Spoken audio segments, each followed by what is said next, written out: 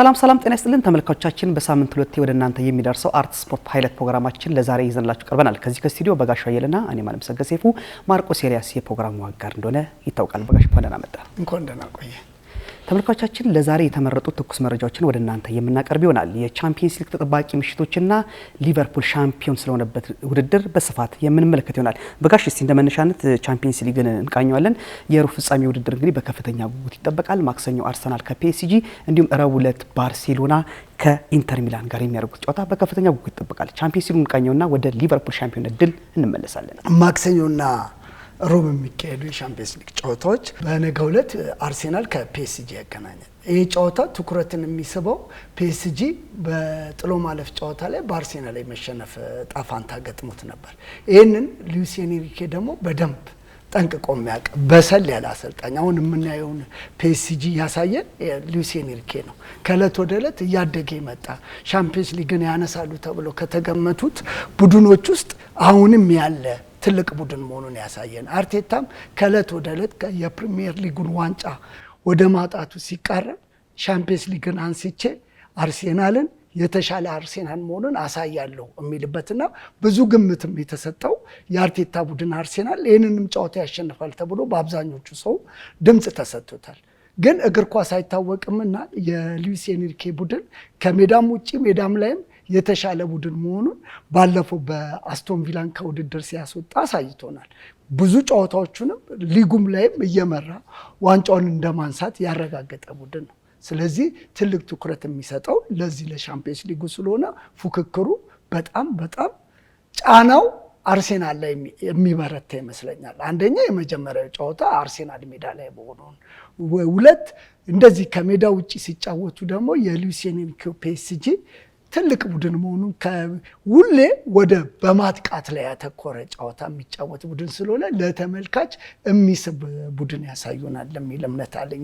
የነገውን ጨዋታ የማክሰኛውን በተመለከተ ቀደም ብለን እንደተገለጸው አንዳንድ እንግዲህ መረጃዎች እንደወጡት እንደሆነ ቀደም በነበረው ጨዋታ አርሰናል ፒኤስጂን ከማሸነፉ ብቻ ሳይሆን አርሰናል በማድረግ ላይ የነበረውን የበላይነት ከግምት በማስገባት በኤምሬት ላይ በሚደረገው ጨዋታ አርሰናል ሊያሸንፍ ይችላል የሚለው ከፍተኛ ግምት ቀደም ብለን እንደገለጽከውም ለአርሰናል እንደተሰጠው ነው መረጃዎች የሚያሳዩት።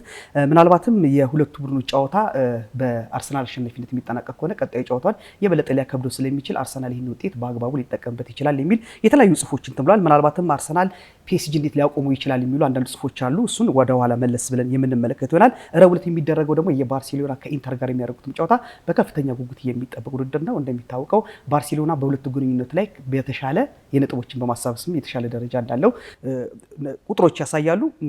ባርሴሎና ከኢንተር ጋር ከአሁን በፊት በነበራቸው ግንኙነት 2022-23 ላይ በመጀመሪያው ጨዋታ ላይ 3-3 ነበር የተለያዩት። በሁለተኛው ግንኙነታቸው ኢንተር ሚላን 1-0 ባርሴሎና ማሸነፍ ችሏል። በቅርቡ ደግሞ 2019-20 በነበራቸው ውድድር ዘመንም ባርሴሎና ኢንተርን 2-1 ሲረታ በመልሱም ጨዋታ በሜዳውም ከሜዳውም ውጪ 2-1 በመርታት ባርሴሎና በኢንተር ላይ ያለውን የበላይነት የገለጸበት ሁኔታ አለ።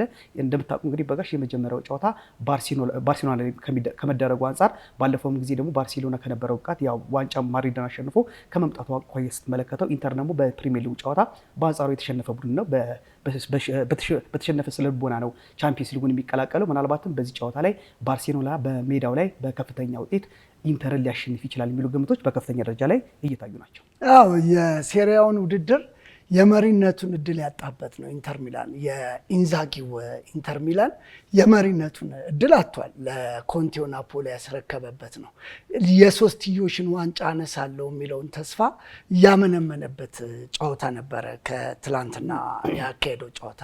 ይህ ደግሞ በኮፓ ዴላሬ ዋንጫ ባርሴሎና ሪያል ማድሪድን አሸንፎ ደጋፊው የመነሳሳቱ ስሜት ከፍ ያለ ስለሆነ በሜዳው ላይ የሚያደርገውን ጨዋታ ያሸንፋል የሚል ግምት ምንም ጥርጥር የምትሰጠው አይደለም።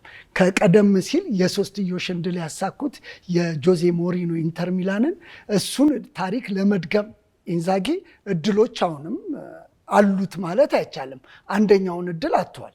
አሁን ሌላ ሁለት እድል ነው ያለው፣ ሻምፒየንስ ሊግ እና የሴሪያውን ጨዋታ ነው። በዚህ ጨዋታ ላይ ያሸንፋል የሚለው እምነት ባለሜዳውን ለባርሴሎና ነው የምሰጠው። ባለፈውም የተጫወተውን ጨዋታ የኮፓ ዴላሬ ጨዋታ ላይ ባርሳ አይመስልም። በቃ ሁሉም ማን ጎል እንደሚያገባብህ አታውቅም ከበረኛው ውጭ።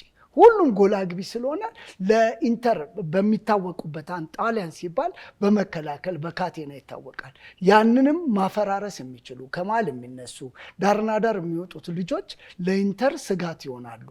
አሁን ከመሃል ሜዳ ትንሽ ሳትደርስ እንኳን ረዣዥም ኳሶች ተሰጥተው ጎል ማስቆጠር የሚችለው የባርሴሎና ቡድን ስላየን ይሄ ጨዋታ ከፍተኛ ግምት ይሰጠዋል። ለኢንዛጊም ትልቅ የቤት ስራ ነው የሚሆንበት። ኢንዛጊ ይህንን ጨዋታ ካላሸነፈ ከምንም ነገር ያጣ የሚሆንበት ነው።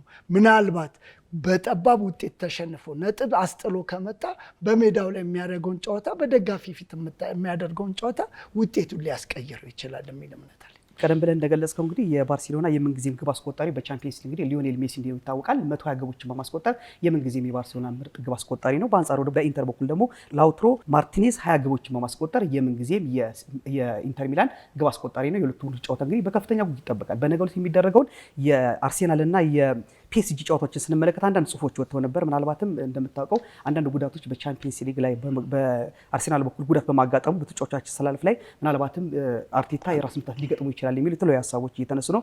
ምናልባትም ፒኤስጂን አርሰናል ሊያቆመው የሚችል የሚል ሰፋ ያለ ጽሁፎች ከዴሊ ሜል ላይ ወጥቷልና እሱንም ተመልካቾቻችን እንዲያዩት እንጋብዛለን። ሰፋ ያለ ዘገባዎች ስለሆኑ በዚህ ሃይላይትስ ፕሮግራም ላይ ለማካተት ሰፋ ያለ ጊዜ ስለሚያስፈልግ ነው። የመሃል ሜዳው ትልቁ የመሃል ሜዳው የአርሴናል እንትና ነው ቶማስ ነው መሃል ሜዳውን እንደ ልቡ የሚያዘው ትልቁን ስራ የሚሰራው። ስለዚህ መሃል ሜዳ ድልድዩ በመልሱ ጨዋታ ነው ሊያገኙት የሚችለው። በቢጫ ካርድ ምክንያት በአሁኑ ጨዋታ ላይ አይሰለፍም። ስለዚህ ለአርሴናል ከባዱ ጉዳት የመሃል ሜዳው መሳሳት ነው። የመሃል ሜዳውን እንዴት ያደርገዋል? አርቴታ በዚህ የሚታማ አይደለም። ማንን ከማን ጋር አቀናጅቶ ትልቁን አርሴናል በሜዳው ላይ ያሳየናል የሚል እምነት አለ። ሜዳው ላይ አይደለም ከሜዳ ውጭ ነው። ማድሪድን ያሸነፈበት መንገድ ለዓለም ግርምትን ስለፈጠረ ይህንን ማስገረሙ አሁንም የሚቀጥል ይመስለኛል። በአንዳንድ ደጋፊዎች ዘንድ ሻምፒየንስ ሊግ ለአርሴናል የልም እንጀራ ነው ለሚሉትም የልም እንጀራ አለመሆኑን የሚያሳይበት አርቴታም አሰልጣኝነቱን ክብሩም የበለጠ ከፍ የሚያደርግበት ጨዋታ ስለሆነ ፊት የሚሰጠው አይመስለኝም። ሌላው ያው ትሮሳሪ ነው። በቤልጂየማዊ ተጫዋች በአማካይ ስፍራ የሚጫወት የአርሰናል ተጫዋች አሁን ያለበት ሁኔታ በጥሩ የቋቋም ላይ ስለሚገኝ ምናልባትም በአጥቂ ስፍራ ላይ ቀይሮ የማጫወት የተለያዩ አማራጮች ስላሉት ምናልባትም አርሰናል በሜዳው ላይ የሚያደርገውን ጨዋታ በከፍተኛ ልዩነት ሊያሸንፍ ይችላል የሚል ከፍተኛ ግምት አለ። በአንጻሩ ፒኤስጂ እንደምታውቁ እንግዲህ በጣም የተሟላ ቡድን በዘንድሮ የቻምፒየንስ ሊግ ውድድር ላይ ጥሩ አቋም በማሳየት የሚታወቅ ቡድን ነው። በመከላከልም በማጥቃቱም ረገድ ጥሩ የኳስ እንቅስቃሴ ፍሰቶችን በማድረግ የሚታወቅ ጠንካራ ቡድን እንደሆነ ይታወቃል። ምናልባትም በዚህ የቻምፒየንስ ሊግ ውድድር ላይ በርካቶች ግምት የሰጡት እንግዲህ በሁለቱ ቡድኖች መካከል የሚደረገው የቻምፒየንስ ሊግ ጨዋታ ከኢንተርና ከባርሴሎና በተሻለ ጥሩ የጨዋታ እንቅስቃሴ፣ ጥሩ የመሸናነፍ ፉክክር ይታይበታል ተብሎ ይጠበቃል። እንደምታውቀው አርሰናል ፍሰት ያለው የጨዋታ በመጫወት ይታወቃል። በአንጻሩ ደግሞ ፒኤስጂም በተለይ በዘንድሮ የቻምፒየንስ ሊግ ውድድር ላይ ጥሩ የኳስ እንቅስቃሴዎችና ፍሰቶች በማድረግ የሚታወቅ ስለሆነ ጥሩ የኳስ እንቅስቃሴ በርካታ ግቦችንም ልናይ የምንችልበት ሁኔታ አለ። ምናልባትም አንዱ ቡድን በዘግቶ የሚጫወት ቡድን አለ፣ ሁለቱም ከፍቶ የሚጫወቱ እንቅስቃሴ ስለሚታይባቸው ጠንካራ ፉክክር፣ ምርጥ የቻምፒየንስ ሊግ ምሽት በነገው ዕለት ይታያል ተብሎ ተስፋ ተጥሎበታል። በርካቶችም አስተያየታቸውን እየሰጡ የሚገኙት በዚህ ደረጃ ነው። አርቴታም እንዳለው እንግዲህ ማድሪድ ማሸነፋችን ጥሩ የስነ ልቦና መነሳሳት ፈጥሮብናል፣ ነገር ግን ያ መዘናጋት ውስጥ የሚከተን አይደለንም። የቻምፒየንስ ሊግ ድል ማሳካት ምናልባትም ዘንድሮ የእንግሊዝ ፕሪሚየር ሊግን ዋንጫ ማግኘት ላልቻለው ደጋፊዎቻችን ማበረከት አለብን። ይሄን ደግሞ ለማሳካት ከፊታቸውን ያለውን የፒኤስጂን ጨዋታ በአሸናፊነት ማጠናቀቅ ይኖርብናል ብለዋል። በአንጻሩ ፒኤስጂ አሰልጣኝን በሰጠው አስተያየት ከአርሰናል ጋር የምናደርገው ጨዋታ ከፍተኛ ፉክክር እንደሚታይበት እናምናለን። አርሰናል በዘንድሮ የቻምፒየንስ ሊግ ውድድር ላይ ደግሞ ለሻምፒዮንነት ከፍተኛ ግምት ከሰጣቸው ቡድኖች ተርታ እንደሚመደብ እኛም ጠንቅቀን እናውቃለን። ነገር ግን እኛም ያሉ ልጆች የተሟሉ ከመሆናቸው አንጻር አርሰናልን በሜዳው ላይ በጨዋታ የበላይነት በማሸነፍ ምናልባትም የሻምፒዮንስ ሊጉን በማሳካት ፒኤስጂ ደጋፊዎችን ለማርካት ተዘጋጅተናል ሲል አስተያየቱን ሰጥቷል። ፒኤስጂ ትልቁ ህልሙ ሻምፒዮንስ ሊግ ነው። ለዚህም ነበረ ትላልቅ ተጫዋቾችን ከተለያየ ከስፔን ባርሴሎና እነ መሲን እነ ኔይማርን ጨምሮ ያመጣው ኢምባፔን ባለበት ትልቁ ህልማቸው ሻምፒዮንስ። ይህንን ለማሳካት ደግሞ ሉዊስ ኤንሪኬ ዝነኛና ስም ያላቸውን ተጫዋቾች ቀናንሶ ነው ከዛ እንደ አዲስ ቡድን ነው የሰራው። አንድ ላይ የሚያጠቃ አንድ ላይ የሚመለስ የሚቆም ተጫዋች የማታይበት ነው። ይህንን ወረራ አርሴናል በሜዳው ላይ ይቋቋማል። አርሴናልም የመከላከልም የማጥቃትም ብቃት ያለው ትልቅ ቡድን ነው። ሁለቱም አሰልጣኞች ጥሩ የእድሜ እንትን ላይ እርከን ላይ ስለሚገኙ በስፔን ብሔራዊ ቡድን በአሰልጣኝነትም በባርሴሎና የምናውቀው ሉዊስ ኤንሪኬ የአንድ ጊዜ ሽንፈቱን የሚቀጥለው ላይ ስህተቱ የቱ ጋር መሆኑን የሚያይበት ትላልቅ አሰልጣኞች ድክመታቸውን ቶሎ የሚያርሙበት ስለሆነ ለሁለቱም ቡድኖች ለተመልካች ቀልብ የሚስብ ጨዋታ ያሳዩናል። ባለፈው ጊዜ ከማድሪድ ጋር በነበራቸው ጨዋታ ታስታውሳለህ አንተም በጋሽ ከውድድሩ 2 ቀን ቀደም ብሎ ጋዜጣዊ መግለጫ በሚሰጥበት ጊዜ አሰልጣኝ አርቴታ የተናገረው አንድ ነገር ነበርና ለደጋፊዎቹ ያስተላለፈው መልእክት እንደነበር እናስታውሳለን። የአርሰናል ደጋፊዎች ሆይ ወደ ሜዳ ስትመጡ ለመመልከት ብቻ ሳይሆን 12 ቁጥር በመለበስ 12ኛ ተጫዋች ለመሆን ለማገዝ ተዘጋጁ የሚል አስተያየት ሰጥቶ ነበር። ደጋፊዎችም በዛ ደረጃ ላይ አላሳፈሩትም። ሙሉ 90 ደቂቃ ታስታውስ እንደሆነ በኤሚሬትስ ላይ የዚህ የድጋፍ ድባብ ታይቶ አይታወቅም። በተለያየ ጊዜ አርሰናል ደጋፊዎች ጠንካራ ድጋፍ እንደሚያሳዩ ይታወቃል። ነገር ግን በማድሪድ ላይ በነበረው ጨዋታ ሙሉ 90 ደቂቃ ያለማቋረጥ ቡድኑ ሲጠቃም እንደተባሉ 12ኛ ደጋፊነታቸውን አሳይተው ቡድናቸው በሜዳው ላይ ሪያል ማድሪድን የሚያክል ትልቅ ቡድን 3-0 ማሸነፍ የሚችልበትን ውጤት እንዲያስመዘግብ ከፍተኛ ድጋፍ አድርጓል። ይህንን ጥያቄ አሁንም አንስቷል አርቴታ። የባለፈው በማድሪድ ላይ የነበረው ድጋፍ ዘንድሮም በፒኤስጂ ላይ በሚደረገው ጨዋታ ይደገማል የሚል ተስፋ አለኝ ብሏል። ደጋፊዎችም እንደማያሳፍሩት ቃል ገብቷል። የነገው የፒኤስጂ እና የአርሰናል ጨዋታ በከፍተኛ ጉጉት ይጠብቃል። ኤሚሬትስ ደምቃ ታመሻለች ተብሎ ይጠበቃል። ደጋፊዎችም በስነ ልቦና ደረጃ ተጫዋቾቻቸውን ከፍ ለማድረግ ዝግጁነታቸውን እያረጋገጡ ይገኛሉ። ፒኤስጂ ከአርሰናል ተጠባቂው የቻምፒየንስ ሊግ የግማሽ ፍጻሜ ጨዋታ ትክክል። እኛ ሀገር ነው እንደው ደጋፊ ስትል ጎል ስታገባ እንዳለ ይጨፍራል፣ ስትጠቃ ዝም ነው የሚል የማነሳሳት ነገር አይኖርም።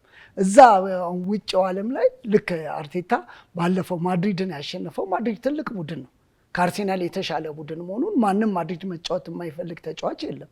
ግን ቡድኑን ያነሳሳበት መንገድ ደጋፊዎች ቢገባም እንደሚያገቡ አምነው ሲያነሳሱክ የበለጠ ጠንክረ ይህን ደጋፊ ላለማሳፈር ትጫወታለህ። ስለዚህ ደጋፊዎች ሙሉን 90 ደቂቃ ማድሪድ ላይ ያደረጉትን ከደገሙት ያንን አርሴናል በድጋሚ የምናይ ይመስለኛል። ጥሩ። በነገው ተጠባቂ ጨዋታ ማን ያሸንፋል? አርሰናል ወይስ ፒኤስጂ? በ6121 ላይ ኤስ በማስቀደም ቴክስት አድርጉልንና መልሰን ዓርብ ዕለት ውጤቱን ያወቁትን ደግሞ ወደ እናንተ የምንገልጽ ይሆናል። ማን ያሸንፋል? አርሰናል ወይስ ፒኤስጂ? ኤስ በማስቀደም 6121 ላይ ቴክስት አድርጉልን። ተመልካቾቻችን አሁንም በፕሮግራማችን ላይ ያላችሁ ጥቆማና አስተያየት ኤስ በማስቀደም 6121 ላይ ቴክስት ማድረግ ትችላላችሁ። መልካም የቻምፒየንስ ሊግ ምሽት በዚህ አጋጣሚ እንመኛለን።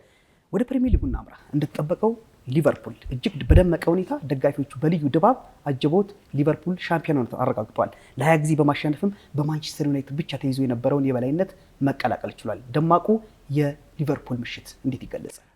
የሊቨርፑል ማሸነፍን በተመለከተ በዚህ አጋጣሚ በሀገር ውስጥም በውጭ ያላችሁት አሁን በሀገር ውስጥ በጣም ከማደንቀው አሁን በህይወት የሌለው መሸሻ ወልዴ ጂቦይስ የሊቨርፑል ቀንደኛ ደጋፊ ነው። ምንም ድርድር የለውም። ስንታየው ከበደ ኤዲተራችን የሊቨርፑል ደጋፊ ነው፣ ድርድር የለውም። እንዲሁም አሜሪካን ሀገር ሆነው ጨዋታው ካለቀ በኋላ የደወሉልኝን እነ በጅሮንድ ዋቄ፣ ቴድሮስ አለሙ፣ አሌክስ አበራ የሊቨርፑል ደጋፊዎች ናቸው። እንዲሁም እዚሁ አሁን ከአሜሪካ መጥቶ እዚህ ከኛ ጋር አንድ የእንግዳ ፕሮግራም እየሰራ ነው ያሬድ ነጋሽ፣ በቃ ምንም የማትደራደርበት የሊቨርፑል ደጋፊ ነው። እንዲሁም አቶ ዳዊት ውብሸት፣ ለሁላችሁ እንኳን ደስ አላችሁ ለሊቨርፑል ደጋፊዎች ማለት እፈልጋለሁ። ቤትያውም ዓለም ያላችሁ በስዊዘርላንድ ያለው እንትና ዴል ፔሮ እንደዚህ በቃ ደስ ይላል። የማንም ይሁን ሻምፒዮን ሲሆን የምታረገው ነገር ፌስቡክ ላይ የምትጽፈው ነገር ምናምን በጣም ደስ ይላል። ስለዚህ ለሁሉም ደጋፊዎች እንኳን ደስ አላችሁ ማለት እፈልጋለሁ። ጨዋታው በጣም በጣም ልዩ ነበረ። አንዳንድ ጊዜ የማይነካ ነገር መንካት መጥፎ ነው። የንብ ቀፎ ነኩ ቶትናሞች ተወረሩ።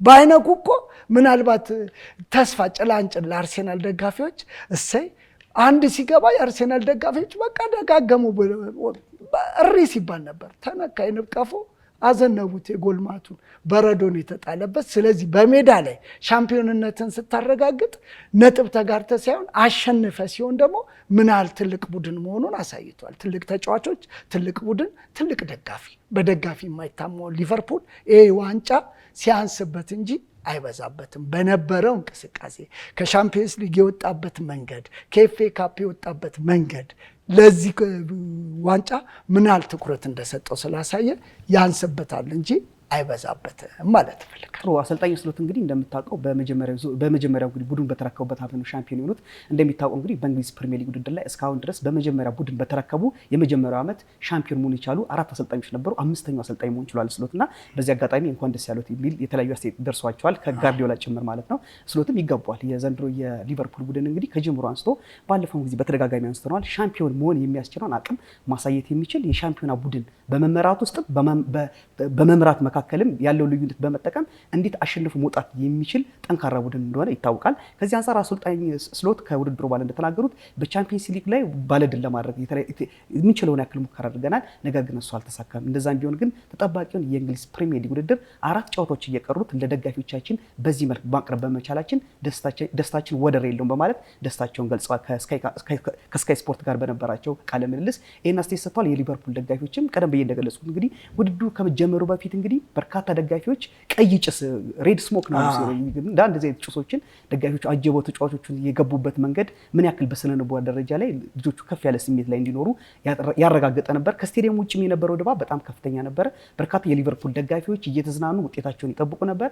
ምናልባትም ቶተናምን በማሸነፍ ዋንጫውን አሁን ማረጋገጥ አንፊልድ እንደሚችሉ ሙሉ እርግጠኝነት ነበራቸው ማለት ይቻላል። ተጫዋቾችም ያንን ነገር ነው ማሳካት የቻሉም፣ አላሳፈሯቸውም። ሊቨርፑል እንግዲህ ደማቁን በቀይ እንትን አሸብርቆ ለ20ኛ ጊዜ እንግዲህ የፕሪሚየር ሊጉን ዋንጫ ማንሳት ከማንቸስተር ጋር እንግዲህ መስተካከል ችሏል። በዚህ አጋጣሚ የማንቸስተር ሲቲ አሰልጣኝ ጋርዲዮላም የእንኳን ደስ ያላችሁ መልእክት ለቡድኑ አባላት፣ ለአሰልጣኞቹና ለተጫዋቾቹ ገልጸዋል። እንኳን ደስ ያላችሁ፣ ይገባችኋል። በቀጣይ ዓመት ግን ይህን ዋንጫ ማንሳት የሚችለው ማንቸስተር ሲቲ ነው። ለዛ ደግሞ እንዘጋጃለን ብለው ከወዲሁ ማስፈራሪያ መልእክት ጣል አድርገዋል። አዎ ባለው ነገር ላይ ነው የቀጠሉት። አሁን የሊቨርፑል ቡድን የመሐመድ ሳላ ጥሩ ግራ እግሮች ከሆነ ጨዋታ በኋላ ትንሽ ደብዘዝ ብለው ነበረ። ግን እንዳልደበዘዙና ወርቃማ ሀገር እንዳለው ከደጋፊው ጋር ሰልፊ ሲነሳ ጎል ካገባ በኋላ ያለው ወቅት ለደጋፊው ያለው ክብር የተለየ ተጫዋች ነው። ምናልባት ከጊዜ በኋላ ከነ ኢያን ረሽ በኋላ ከነ ጆን ባርነስ በኋላ ከነ ፎለር በኋላ የነገሰው የሊቨርፑል ተጫዋች መሐመድ ሳላ ይመስለኛል። ይሄ ግብፃዊ ተጫዋች ሊቨርፑል ከተማ ላይ ተወዳጅነቱ በጥፍ የጨመረ እንደውም አሁን 2 ዓመት ከፈረመ በኋላ ለሱ ያላቸው ክብር የሊቨርፑል ደጋፊዎች ልዩ መሆኑን ያሳየበትና ሻምፒዮን መሆናቸውን ባረጋገጡበት ጨዋታ ያገባውም ጎል በጣም የምጣፍጥ የግራ እግር ጎል ነበረች። ስለዚህ ደጋፊዎቹ ያንስባቸዋል። አሁን በተለያየ ቦታ ሆነው ጨዋታውን የተመለከቱ አብረው ሲዝናኑ የነበሩ አዲስ አበባ ላይ ጭፈራው ልዩ ነበረ። የሊቨርፑል ደጋፊ ቀደምት የነበሩ የሊቨርፑል ደጋፊዎች ናቸው፣ ዛሬ የመጡ አይደለም። ቀደምት የነበሩት ደግሞ ሲወርድ ሲዋረድ እነ ስንታየው ጋር ደርሰዋል። ይህ ማለት ምንድነው? በነ ኬኒ ዳግሊሽ፣ ኢያን ረሽ፣ ጆን ባርነስ እያለ እንደዚህ የመጣው ቡድን ከነ ፎለር ማክማናማን እያለ እንደዚህ መጣና አሁን ደግሞ እነ ሳላ ጋር ደርሶ እነ ስንቴም በአግባቡ ተቀብለው እየደገፉ እዚያ ደርሶታል። ይሄ ቡድን ያንሷል እንጂ አይበዛበትም። ይገባቸዋል ሊቨርፑሎች ማለት እፈልጋለሁ። በዚህ አጋጣሚ በሀገር ውስጥም በውጭም ያላችሁ የሊቨርፑል የልብ ደጋፊዎች ሻምፒዮን በመሆናችሁ እንኳን ደስ ያላችሁ እንላለን። በአርት ስፖርት ዝግጅት ክፍል በቀሪ ጨዋታዎችን ስንመለከታቸው በነበሩት በዚህ ሳምንት የእንግሊዝ ፕሪሚየር ሊግ ጨዋታ ቼልሲ ኤቨርተንን 1-0 ረቷል። ዋልቭስ ሌስተር ሲቲ 3-0 ሲረታ፣ ኒውካስል ኢፕስዊች ታውንን 3-0፣ በርንማውዝ ከማንቸስተር ዩናይትድ ጋር 1-1፣ ፉልሃም ሳውዛምፕተንን 2-1 አሸንፏል። ነገ ኖቲንግሃም ፎረስት ከብሬንፎርድ ጋር ይጫወታል። የነገው ጨዋታ ወሳኝ ነው። ሻምፒየንስ አሁን ሻምፒዮኑን አረጋግጠናል። ሻምፒየንስ ሊግ ለመግባት የሚካሄደው ጨዋታ በጣም አጓጊ ነው። አርሴናል 67 ነው ያለው። አሁን ኒውካስል 62 አለው፣ ሲቲ 61 አለው፣ ቼልሲ 60 አለው፣ ኖቲንግሃም 60 አለው። የዛሬውን ጨዋታ የነገውን ጨዋታ ሲያሸንፍ ኖቲንግሃም በለው 63 ይገባል። ቀሪ ጨዋታዎቹ ለታች ላሉት ቡድን ሳይሆን ሻምፒየንስ ሊግ ለመግባት ምንም ቶፕ 4 ላይ ለመገኘት ልዩ ጨዋታ ነው የሚሆነው። ወራጆቹ ኤፕስዊችን ጨምሮ እያረጋገጡ ኤፕስዊች፣ ሌስተር፣ ሳውዛምፕተን እያረጋገጡ እጅ እየሰጡ የመጡበት ጨዋታ ሲኖር ሻምፒየንስ ሊግ ላይ ለመግባት የሚካሄደው ጨዋታ በጣም ልዩ ነው። ለዚህም ጨዋታ የአሁን ኖቲንግሃም የሚያደርጋቸው በትላንትና ኤፍኤ ካፕ ላይ ለፍጻሜ ለመድረስ ከሲቲ ጋር ባደረገው ጨዋታ ተሸንፈዋል። ጭላንጭል እድሉ ይህንን ዌምብሊ ላይ የሚካሄደው ከክሪስታል ፓላስ ጋር የሚካሄደውን ጨዋታ እሱን እርግጠኛ ሆነው ያላቸውን ኃይል ጨርሰው ነው የገቡት። ምናልባት ነገ በሚያካሄዱት ጨዋታ ይህን ውጤት ካላስመዘገቡ እዛው 60 ላይ ይቀሩና የሚለይበት መንገድ ከአጓጊነቱ ትንሽ ይቀንሳል። ስለዚህ ይህንን ጨዋታ አጓጊ ያደርገዋል የሚልም ጥሩ ካለን ሰዓት አንጻር ጣሊያን ሴሪን ውድድር ውጤቶች በወፍ በር እንቃኛቸዋለን። ጁቬንቱስ ሞንዛን 2-0 ወርተዋል። ኤሲ ሚላን ቬንዚያን 2-0 ሲረታ፣ ፊዮረንቲና ናፖሊን 2-1፣ ሮማ ኢንተር ሚላንን 1-0፣ ናፖሊ ቶሪኖን 2-0 አሸንፏል። ዛሬ ዩዲኔዜ ከቦሎኛ፣ ቬሮና ከካግላሪ ጋር ይጫወታሉ። ሴሪ ላይ በጣም በቃ እኔ በቀደምም ተናግሬ ነበር። ኢንተር ትኩረት ያደረገው ሻምፒየንስ ሊጉ ላይ ስለሆነ ሮማ የነቶቲ ቡድን ነው። በእንደዚህ አይነት ነገር ላይ ቀልድ አያውቅም ብዬ ነበር። ያው ቀልዱንም አላሳየም። የኢንዛጊውን ኢንተር ሚላንን 1-0 አሸንፎ መሪነቱን አስለቅቆታል። መሪነቱን ለናፖሊ ባደረገው ጨዋታ 74 ነጥብ ላይ እንዲደርስ 2-0 በሆነ ውጤት አሸንፎ 74 ነጥብ ላይ እንዲገኝ አድርጎታል። ይሄ ማለት ናፖሊ ካሁን በኋላ ባለፈው ሚዞን የለቀቀው ካሁን በኋላ ቀሪ ጨዋታዎቹ አጓጊ ስለሆኑ ሙሉ ትኩረቱን ኢንተር ሚላን ደግሞ ለሻምፒየንስ ሊግ ላይ ስለሰጠ ይሄ ነገር የበለጠ አጓጊ ይሆናል። ልክ እንደ እንግሊዝ ሁሉ እዚህም ሻምፒየንስ ሊግ ላይ ለመጫወት ከቦሎኛ ጀመረ። ቦሎኛ 60 አለው፣ ጁቬ 62 አለው፣ አትላንታ 65 አለው። እነዚህ ቡድኖች ወደ ላይ መጥተው ሻምፒየንስ ሊግ ላይ ለመሳተፍም ትልቅ ፉክክር የሚታይበት ጨዋታ ነው። ሴሪያውም አጓጊነቱን ቀጥሏል። የኮማ 1-0 ማሸነፍ የፋብሪጋስ ቡድንም የበለጠ መነሳሳትን ፈጥረዋል ማለት ነው። ቀደም ብለን እንደገለጽከው ኢንተር እንግዲህ መሸነፍ ተከትሎ አንዳንድ ደጋፊዎች እንግዲህ ተቃውሞና ቅሬታቸውን አሰልጣኝ ኢንዛጊ ላይ ገልጸዋል። ኢንተር ሚላን በዚህ ደረጃ ላይ መሸነፍ የለበትም፣ የዘንድሮን የሴሪ ውድድር ማሸነፍ ነበረበት። ከዚህ አንጻር ደግሞ ይህን ማሳካት ካልቻለ በቀጣይነት የዋንጫውን ማግኘት ስለማይችል ብሎ ቅሬታቸውን ገልጸዋል። ኢንዛጊ ማስተያየቱን ሰጥቷል። ምናልባት ቅሬታው ትክክል ነው፣ ኢንተር ሚላን በዚህ ደረጃ መሸነፍ ላይኖርበት ይችላል፣ ግን የጨዋታ ሂደት በዚህ ደረጃ ሊያጋጥም ይችላል። ነገር ግን ካለ ጠንካራ አቋም አንጻር ኢንተር ሚላን ሴሪያውን ብቻ ሳይሆን ቻምፒየንስ ሊጉን የማሸነፍ ትልቅ ተስፋ ያለው ቡድን እንደሆነ እናንተም ታውቁታላችሁ የሚል ለደጋፊዎቹ ምን ላይ ሰጥቷል። ከነገ ወዲያም በምናደርገው የባርሴሎና ጨዋታ ላይ ከፍተኛ ስለንቦና ተነሳሽነት ስለሚያስፈልግ በዚህ ደረጃ ላይ ተጫዋቾቹን ሞራል የሚነካ ነገሮች መደረግ የለባቸውም። ከባርሴሎና ጋር የምናደርገውን ውድድር ልክ እንደባለፈው ባየር ሙኒክን ከሜዳ ውጭ እንዳሸነፈው ሁላ ይህን ድል በማሳካት ኢንተር ሚላን የዘንድሮ ቻምፒየንስ ሊግ ድል አክሊልን ሲደፉ ትመለከቷላችሁ በማለት ለቀረበልበት ቅሬታ ምን ላይ ሰጥቷል። አንዳንዴ ደጋፊ ስሜት ይሆናል። እየመራ ስትሸነፍ አይሆንም፣ ሁሌ ከላይ ሆነ እንድትቀጥል ነው። ግን አንዳንዴ የውድድሮች ጫና ያስገድዷል። አሁን ናፖሊ ምንም ውድድር የለበትም፣ ቀጥታ ከጌም ወደ ጌም ነው። የነዚህ ግን ሻምፒየንስ ሊግ ከሀገር ሀገር መጓጓዝ ይሄ ሁሉ ጉዳት አለው፣ የተጫዋቾችም ጉዳት አለ። ይሄ ታሳቢ ቢደረግ ለደጋፊውም ጥሩ ነው። ኢንዛጊ ጥሩ ቡድን ነው የሰራው፣ የሚያስገርም ኢንተር ሚላንን እያሳየን ነው። የተሻለውን ኢንተር ሚላን ደግሞ አሁን ከባርሳ ጋር ሮብ ዕለት በሚያካሄዱት ጨዋታ የሁለቱ በሳለ አሰልጣኞች አጫወትን በትኩረት የልጆቹ አለመድከም የባርሴሎናን አጫወት እስካሁን የኳስ ማበላሸት እግራቸው ላይ የሚበላሽ ኳስ ከ10 አንድ አታገኝም። በጣም ጠንቃቆች፣ ኳሶቹን ፓስ የሚያደርጉበት መንገድ ልዩ ነው። እነዚህ ደግሞ በምን መንገድ ያቆሙታል? የባየር ሙኒክን እንዴት ሜዳው ላይ ከውድድር ውጭ እንዳደረጉ እንዳየነው ሁሉ ባርሳንስ ብለን እንድንጓጓ ስለሚያደርገን ሙሉ ትኩረቱን ሻምፒየንስ ሊግ ላይ ስላደረገ የሴሪያው ዋንጫ ላይ ተሳትፎን በ3 ነጥብ እንዲሸሽ አድርጎታል። በሜዳው ላይ በሮማ ነጥብ መጣሉ ትንሽ አሳሳቢ አድርጎታል። ተመልካቾቻችን እናመሰግናለን። በእኛ በኩል ለዛሬ የነበረን ፕሮግራም ይህን ይመስላል። የተጠበቁትን የቻምፒየንስ ሊግ ውድድሮችን እንድትከታተሉ እየጋበዝን ከዚህ ከስቱዲዮ በጋሻው አየለና እኔ አለምሰገድ ሲቡ ፕሮግራማችን በዚሁ እናበቃለን። ስንታየው ከበደ የተመረጡ የሳምንቱ ምርጥ የአውሮፓ ግቦችን ለእናንተ የሚያሳይ ይሆናል። በእኛ በኩል እስከ ሳምንት ቸር ሰንብቱ።